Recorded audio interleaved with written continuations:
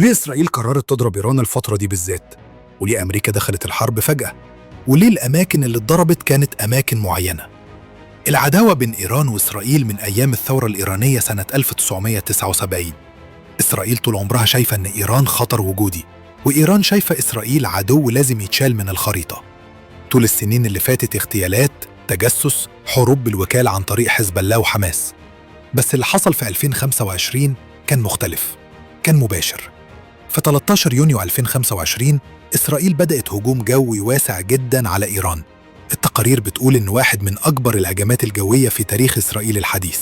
الهجوم استهدف مواقع نووية مهمة جداً زي ناتونز، وده الموقع النووي الأساسي لتخصيب اليورانيوم، أصفهان، ودي فيها مصانع لتحويل وتخصيب اليورانيوم، وكمان مناطق قريبة من طهران. ليه الضربة دي؟ إسرائيل كان واضح جداً موقفها، وقالته أكتر من مرة رسمياً على لسان قادتها: إحنا مش هنسمح لإيران تمتلك سلاح نووي. وفي منتصف يونيو 2025 إيران ردت بعد الضربات الإسرائيلية باستخدام عشرات الصواريخ والطائرات المسيرة. الهجمات دي استهدفت مناطق عسكرية داخل إسرائيل بما فيهم تل أبيب، وبعض المسيرات قدرت توصل لهدفها. وفي تقارير إسرائيلية أكدت إن واحدة من الضربات أصابت قاعدة عسكرية في جنوب إسرائيل. وفي 23 يونيو 2025 إيران نفذت أكبر تصعيد حتى الآن، وضربت رسمياً قاعدة العديد الأمريكية في قطر وقاعدة عين الأسد في العراق. إيران سمت العملية دي باسم بشائر الفتح، وقالت إنها رد مباشر على مشاركة أمريكا في دعم إسرائيل.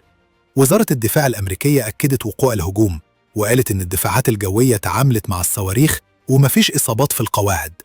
ده أول استهداف رسمي مؤكد لقواعد أمريكية جوه الخليج خلال الحرب الحالية. في 22 يونيو 2025 قبل ضرب قواعد أمريكا، الولايات المتحدة كانت بدأت الرد بالفعل بغارات على منشآت نووية إيرانية باستخدام قاذفات شبح B2. الضربات دي استهدفت منشآت نووية زي ناتونز وفوردو. فوردو دي منشأة نووية تحت الأرض. التقارير قالت إن أمريكا استخدمت قنابل خارقة للتحصينات بهدف تدمير البرنامج النووي الإيراني، أو على الأقل تعطيله بشكل كبير. إيران هددت بشكل مباشر: لو الهجمات استمرت ممكن نقفل مضيق هرمز. إيه أهمية مضيق هرمز؟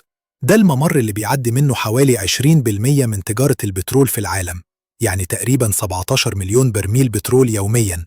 لو إيران فعلاً قفلت المضيق، أسعار البترول هتشتعل عالمياً، التجارة العالمية هتتأثر بشكل مباشر، وممكن تدخل أمريكا والدول الغربية بقوة عسكرية عشان تأمين الممر الملاحي، وده هيخلي الحرب توسع أكتر. المنطقة كلها دلوقتي واقفة على حافة تصعيد أكبر.